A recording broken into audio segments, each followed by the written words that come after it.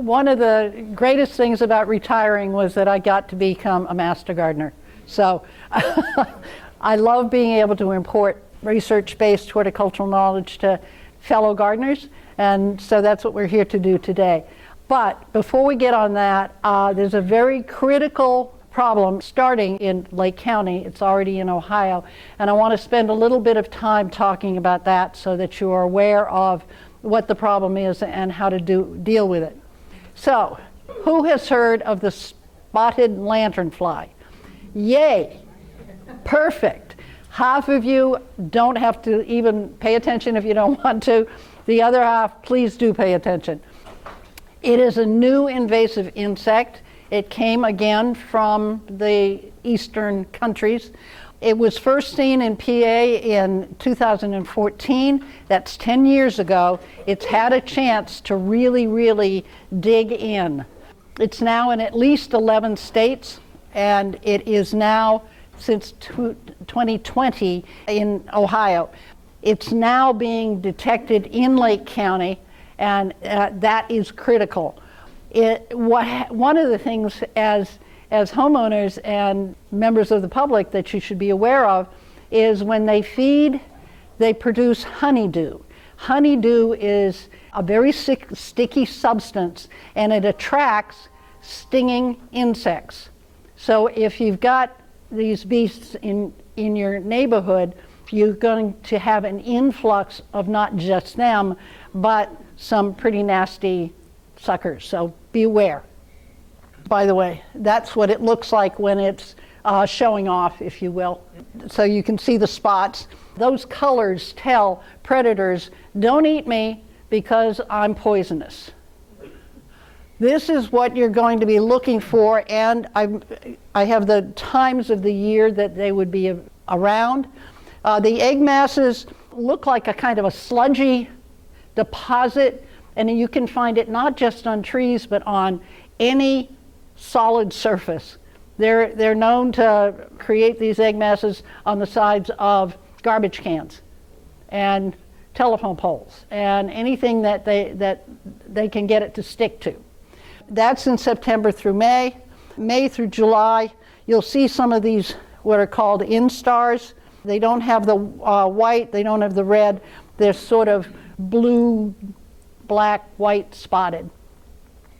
Then in June and July, you start to see the last of the instars, the last of the one before it becomes an adult, and then it starts showing up with the red and the black and the white.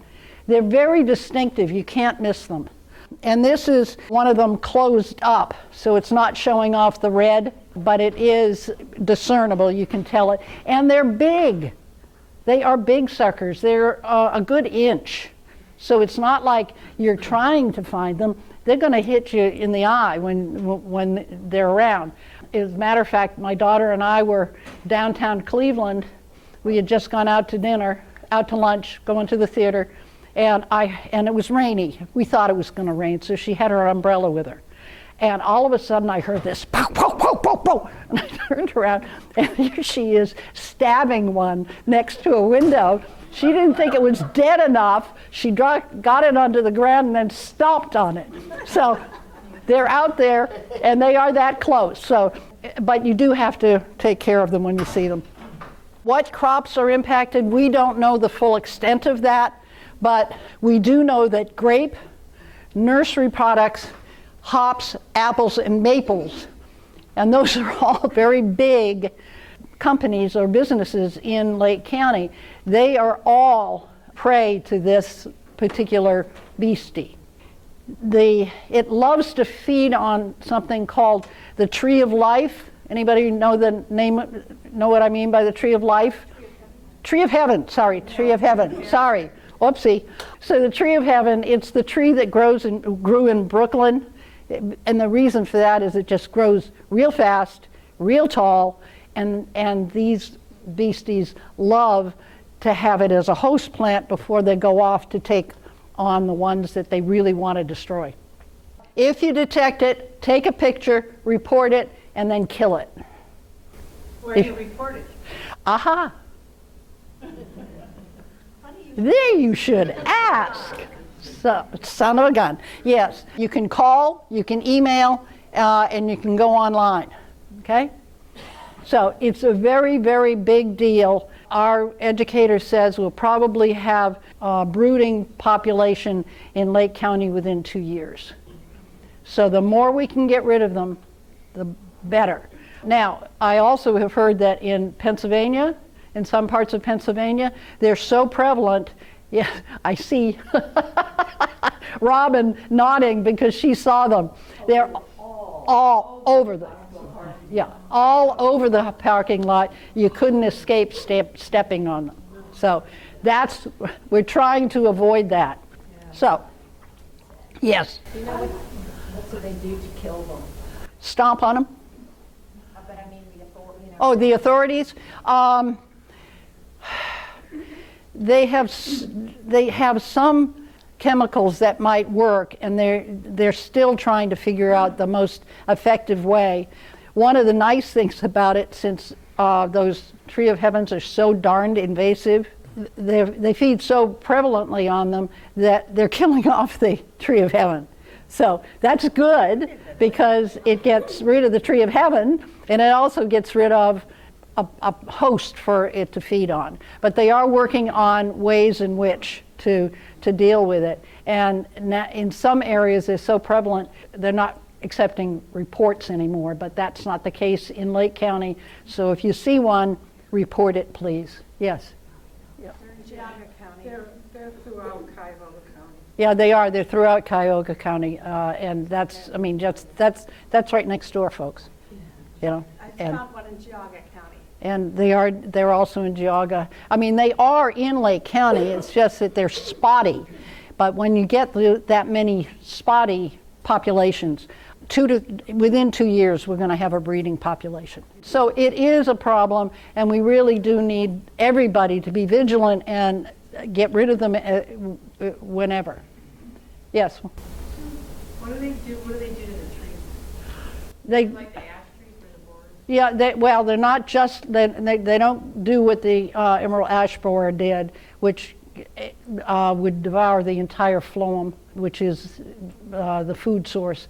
But it weakens them enough that the trees are apt to die. And it will absolutely kill grapes. It'll weaken the maples so you won't get as much sap and so on. Yeah. What do you do if you do see the eggs on something? Do you just smash them or? No, you scrape them off and throw them in the trash. Okay. Okay? I want to move on because you didn't come for this, but this is important, and that's why I wanted to start off with it. So let's get going with the show. Okay, fall gardening. You don't think about fall as a time to be gardening, but it really is. And isn't that a gorgeous garden? Oh boy, I wish mine looked like that. Things are still blooming. Perennials may still be in bloom. Some of mine are. Some of the late annuals may still be in bloom, but spring came the middle of September. Fall came the middle of September. You can't tell it by the temp that was a couple of days ago. And our usual first frost date is the middle of October. I haven't seen one yet. So we're lucky that we've got a little extra time to do what we're talking about here. Typically you would be doing this in October, but at my house it was 73 degrees on Thursday or Wednesday. Yeah. But it is time to start thinking about getting ready for winter and next spring. It's going to make improving your soil easier if you start now. You're going to control disease and insect pests. And let's face it, some work done here now means less work done in the spring. But we don't want to do it all. That's one of the things that we want to impress in this talk. We want to leave some stuff, but we want to get rid of some stuff. Okay? So you want to leave stuff that might have seeds for the birds, as long as it's not diseased. But if you've got some lovely seed heads, the birds are going to use those throughout the winter months. This is a garden. You should rip it up, throw it away. If it's diseased, you don't put it in a compost pile. If it isn't diseased, you can get away with doing it, but be careful, because if you put seeds in your compost pile, they'll grow. I got some of the best acorn squashes in my compost pile because I was silly enough to have thrown some seeds in there. Yes, they were lovely. I got tomato plants out there too. So be careful, but if they're diseased, don't put them in the compost pile, because then you'll be moving that disease forward into the spring. Okay, with your annuals, you want to really leave them till spring. Why is that? We used to say pull them out, throw them away. Well, we want to have you leave them till spring because, one, there may be seeds for the birds. I know my zinnias are full of seeds and the birds will love them. But it also helps condition the soil, because if the roots are in the ground still, as the freezing and thawing occurs throughout winter or in the fall and then in the spring again, it opens up the soil. It's like conditioning the soil and you don't have to do a doggone thing, which is really kind of cool. Vegetables, I already got rid of mine. I didn't have many in the ground. I have a tower that's a hydroponic thing. But still, usually in October, things are pretty gone by. Some people are still getting late season zucchinis because the weather's been so cooperative. You want to pull out the plant if it's not diseased and put it into your compost pile. If it's diseased, and an awful lot of tomatoes and peppers do get various diseases throughout the season, don't put them in your compost pile, because you can't make your compost pile hot enough to kill off the diseases. Now, if it were taken to a professional composter, yeah, they get them hot enough and it would kill off any seeds, it would kill off any diseases, but not your little bitty compost pile. So this is a website that would give you some additional information if you want it to learn about cleaning up of perennials. But see the birdie? He's just having a high old time on all those seeds. And you don't have to put out bird seed. Saves you money. What to cut? Well, if you've got plants that do have diseases or insect problems, you are going to want to cut those down and put them in those lovely little brown bags that you put out on the street lawn, and that nice little truck comes along and picks them up and takes them to a real composting place so that it's hot enough to kill all the diseases you put in that bag. Hostas should be cut back. Some people cut off the flowers when they first come up, but you really should get rid of all of the leaf material because they harbor slugs. And I don't know about you, but I sure don't like slugs. And then if you have any that are really looking diseased or blackened or bare stalks, the bare stalks aren't going to get you anything for the birds, so you might as well cut them back. What not to cut? Well, there are some that have winter interest, and that would be Joe Pyeweed or sedum. And I mentioned food for the birds, black-eyed Susans, coneflowers, those kinds of things. And the thing about allowing this to stay in your garden is beneficial insects may actually hide in the foliage, lay their eggs, and winter over. And it can be either as pupae, caterpillars, or even eggs. So that's one thing that we've learned over the years, that doing a full cleanup is not very good for keeping beneficial insects around. And this, come on, isn't that a gorgeous scene? Just leave it because it's pretty. Just if you do leave your grass because it's so pretty, make sure you get out there to cut it down before the new growth starts. Otherwise, when you cut it down, you're going to be cutting down the new growth. So get out there first thing in the spring, as soon as you can, and cut them down so that the new growth has a chance to come up. I don't know about you, but sometimes I can't find the plants that... Seriously, it's like, oh Lord, oh dear, where did I plant that? Well, can I plant something there because I have no idea? It's just bare ground. Well, if you leave 2 inches, then you can find it next year before you start to plant something over it. And always use bypass pruners. Don't use those anvil ones. Bypass means you won't be damaging the plant when you cut it down. There's a single blade, and then there's a hard portion, and the single blade cuts against the hard portion. Okay. Yeah, it shears. Yeah, rather than there being a flat surface and the blade going up next to it. I got you. Okay, those are called anvil pruners, and it crushes the stalk when you use them. Now, we're going to go back to talking about annuals. A lot of us have things in planters, and we might want to keep those.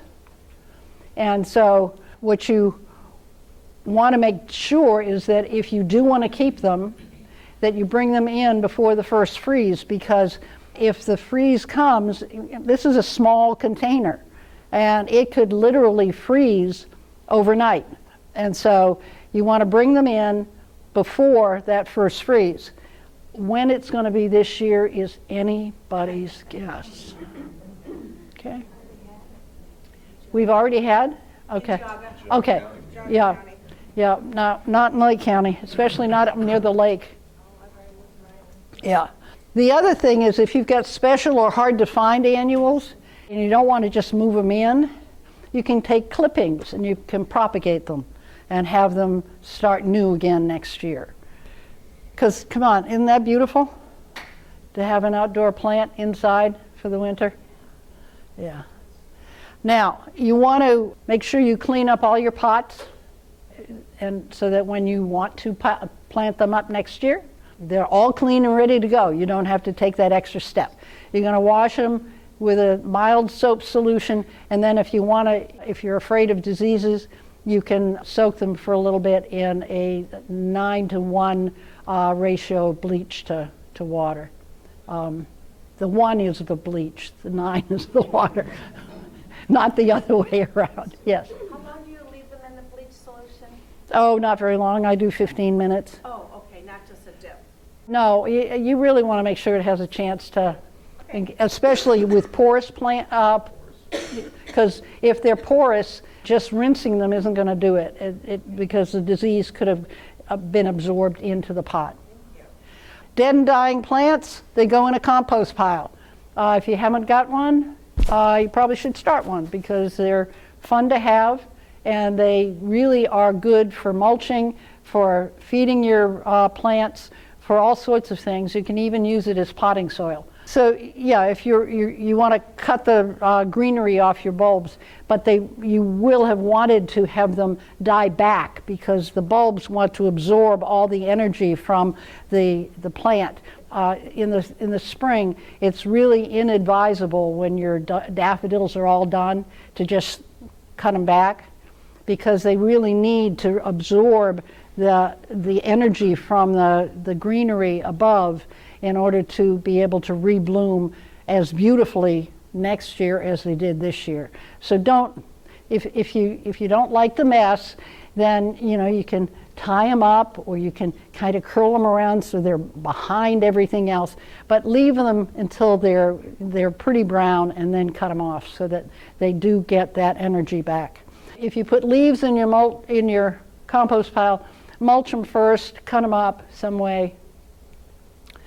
I don't usually let my pumpkin go that long, but you can put that in your compost pile, but you might get pumpkins next year. I don't. And this is nice, clean stuff from your garden. Just put it in your compost pile. It'll be good, rich, black gold by the next time you're ready to garden. Believe me, I have it behind my garage, and it's composted it within the 6 months that we have between now and spring.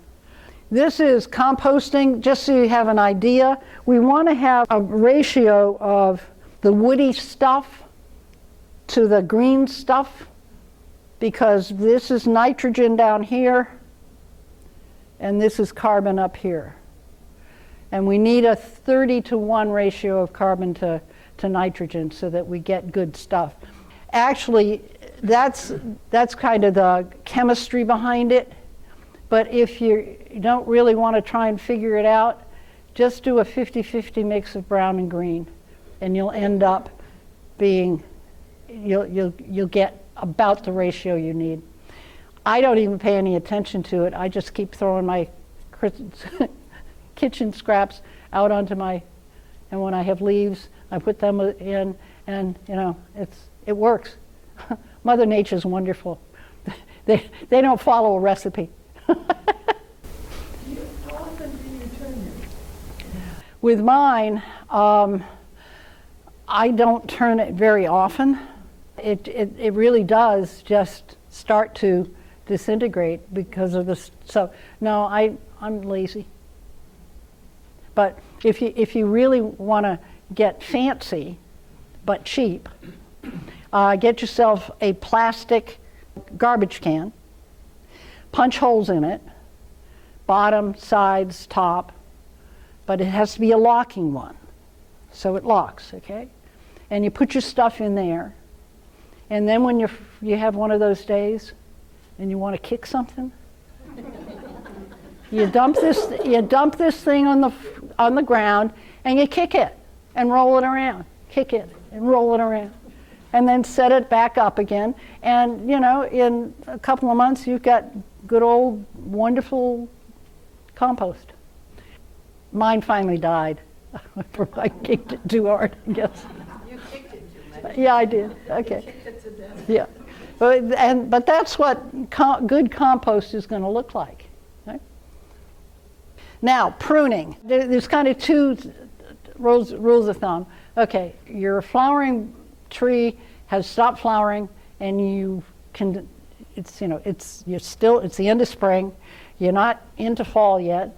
Well, you can clip that back, your forsythias and your cherries and stuff, if you want to trim them back. Prune them then. But don't prune too early in the fall, because what pruning does is it encourages growth. So your spring blooming ones you can prune in the spring, but if you've got a fall blooming one, don't prune it too early, because you will encourage growth and it won't be able to survive the winter. This would be true of roses, for example. You wouldn't want to start pruning them too early in the fall, because if you did, you open them up to damage.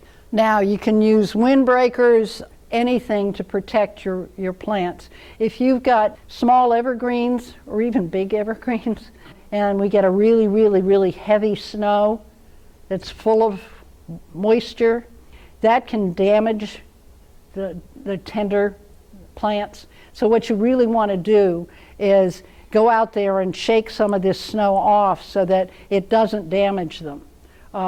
You can also just wrap them with burlap if they're small enough, so that when the snows come, it doesn't impact the branches at all. You want to do something to keep the snow off the plants or get it off the plants so it doesn't hurt them. And in this area, we have more early wet snows than any other place I've ever lived.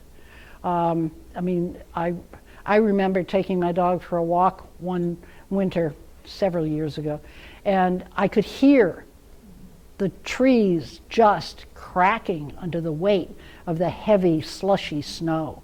It was frightening. Believe it or not, now is a good time to plant things. Why is that? Well, because it may be cold on top of the ground, above the ground, but it's still warm in the ground. I just planted a beautyberry bush. The ground was nice and actually is quite moist. I was surprised.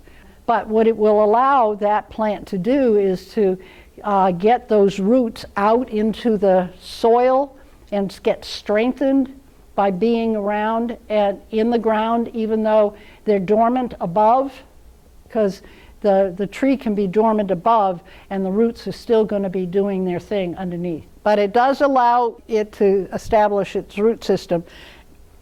And you want to plant it right. If you've got a root ball that big. Don't dig a hole that big, because that's not going to allow the plant to send out its roots. You cut a hole at least 2 times, some people say 3 times, and then put it in and backfill, okay? So make sure you plant it right if you plant it. And remember, I unfortunately didn't, well, no, that's not true. The tag lied to me.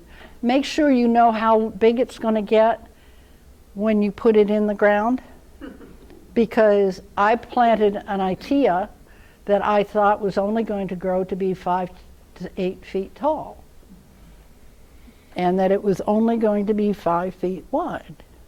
It was on the corner of my property. When I cut it down, I think it could have hit the ceiling, and I couldn't see past it to get out of my driveway. And unfortunately with Atias, if you cut away their outer growth, they just kind of flop and get in the way. So I had to take the thing out. That's where the butterfly bush went. But be careful, you know how tall it's going to grow and how wide it's going to grow. Don't put a pretty bush a foot away from your property if you know it's going to ultimately be 5 feet in diameter. You need to put it 2.5 feet or more away from your property, so when it does fill out, you don't have it rubbing up against the house. Okay. Okay, now is the time to get after those perennials, you know, those daylilies, maybe even hostas. It's a time where you can dig things up, spread them out, give them to friends. They'll love you for it. But you want to make sure that you have a good clump that's nice and healthy, and then you replant it. So you dig up a big bunch like this, you split it all out, and then you put it back in the same spot, but you're going to put in about 1/3 the amount you took out, and you're going to have all that extra greenery around. And believe it or not, it'll fill in by the time the end of next season or the season after, and you'll have to start all over again. But you're going to treat them just like they're brand new plants, and you're going to dig them in, you're going to water them until they're well established. But this is a good time to be doing that. There you can see somebody cutting the divisions. The nice thing, that's a hosta, looks like it. The nice thing about hostas is you do not have to be gentle. You really don't. You know, cut off the tops and then take a shovel and go, got 4 plants. It's as simple as that. These are the bulbs that you might want to dig up. I have never dug up a gladiola in my life. And they just keep coming back. I don't know why, but they just keep coming back and they keep reproducing, and I keep getting more. But you're supposed to bring them in and care for them. Dahlias I do that for because they do not like to be frozen in the ground. But these would be gladiolas, and you can see the little babies that are starting. So there's going to be lots and lots of them next year. Now, leaves.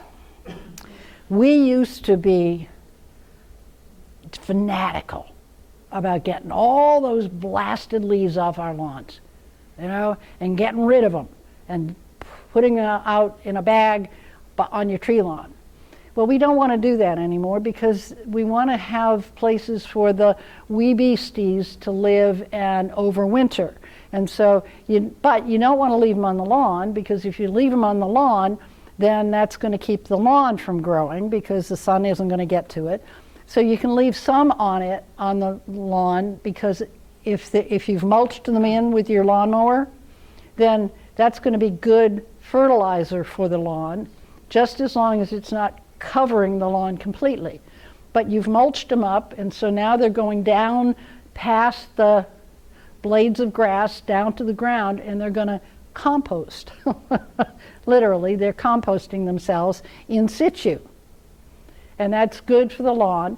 But you also do want to make sure that you leave the lawn, some areas of your garden you don't want to completely eliminate the leaves, because that takes away all the roosting areas and places for many beneficial insects to lay eggs and to have them winter over. If you want, just dump them on your compost pile, and that also will allow for a place for these animals to hunker down and winter over.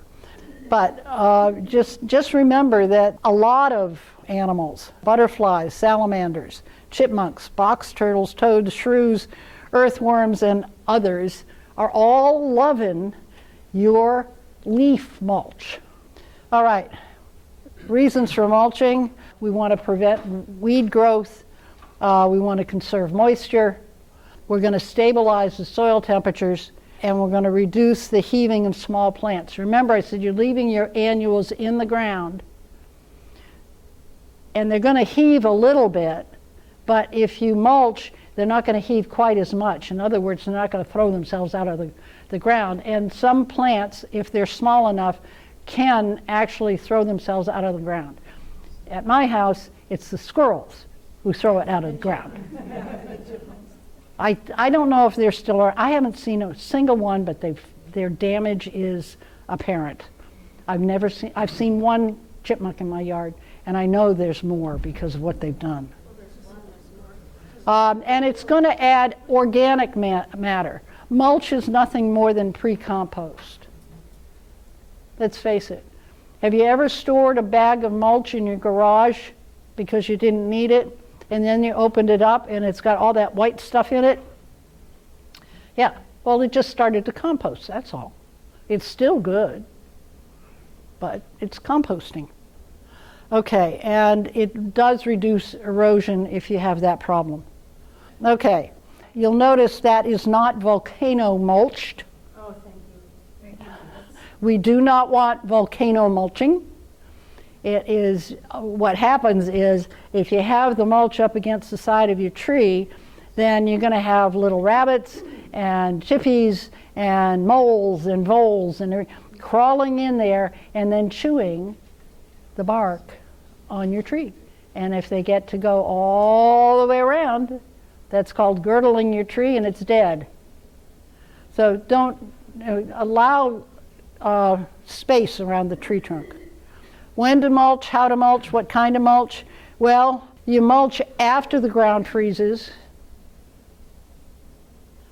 You do 2 to 3 inches. And what kind of mulch? Anything you want, basically. But we want to, I think peat's the thing we want to get away from. So we don't want to be using too much peat moss. Peat's, there's going to be a whole talk next year about the problems with peat and replacements for peat. So I'll leave that for next year. We would say shredded leaves for mulch. Somebody said you got to watch out what kind of tree. These acidy. Yeah, oaks. Oaks are too acidic. Yeah. Yeah, so you be careful. Walnuts. Okay, walnuts. Also pine trees, you have to be a little bit careful with pine trees too. So, but if you have a little bit, it's just that if it's a complete diet of one of them, that's not good. What it will do is if you put it in your compost pile or you've mulched with it, it's going to make your soil more acidic. If you got blueberries, that's great. Or azaleas and rhododendrons, yeah. Then that's great. Throw all the oak leaves you want around those trees because they love the acidity. Okay, if you have fruit trees, don't leave it because it's going to attract the wrong kinds of animals, and if they rot, it's not going to be good. And you should have already planted your bulbs, but you still have time because let's face it, it's going to be in the 50s today. A pair of garden gloves, a sweater, you're good to go. Okay, so this is the time to be doing that. And is it time to fertilize? Well, you fertilize as late as possible because you don't really want to encourage new growth now, but you do want to get it as soon as it wants to start growing in the spring, it's got a kickstart. Okay, so we say after leaf drop, which presumably all of your leaves will be down by Thanksgiving. I doubt it. Not the trees I'm looking at. You know, I don't know if you paid attention to the zoning we've got in the area around here. Used to be 5. In some areas, it's considered 7. It's amazing how much the climate has changed. And it didn't do it slowly. It did it like a year at a time. It went up a zone a year at a time. So, pruning again, you can do light pruning, but you're going to do it in the spring primarily, unless it's the kind of tree that you don't want to do it because it's about to bloom. Like forsythia, don't prune forsythia in the spring. It's not a good idea. And you can put soil or compost around the canes for roses, and that just protects the crown portion where actually where it was joined to the rootstock. We've talked about lawn care. Now would be the time to overseed if you wanted to. Actually, you can even seed in winter, throw the seed on the ground on top of the snow, and it'll go down through the snow, and it'll have all the nice moisture it needs to just start growing. If you want, add some fall fertilizer in October and November. That's already been done at my house. Your tools, don't leave them like that over winter. Clean them up. Drain all your garden hoses. I just did that a day ago. If you have a mower, run it out of gas and sharpen the blade so you're good to go early in the spring. And if you want to, now would be the time to sharpen your garden tools. I've already talked about cleaning your pots. This is for the animals. We've already talked about an awful lot of this. You just want to make sure that the wee beasties that you like have a place to overwinter. Of course, it also means that it's the ones you don't want are also overwintering. There they are. See? Nice rabbit photo. Yeah. Isn't that cool? Yeah. I'll lay odds that was Pat's because this was her presentation to start with, so I'm pretty sure she probably got that. Yeah. Those are some resources that you could follow up on if you wanted to. And I didn't give the commercial for Lake County's Master Gardeners program up front because I wanted to get the spotted lanternfly in, but that's us, and that's where we're at, and those are the numbers you can call. The hotline is over, but starting in April, you'll be able to call us, and even if we aren't there, you can call and leave a message and somebody will get back to you. Okay? I'm going to thank you for your attention and send you on your way.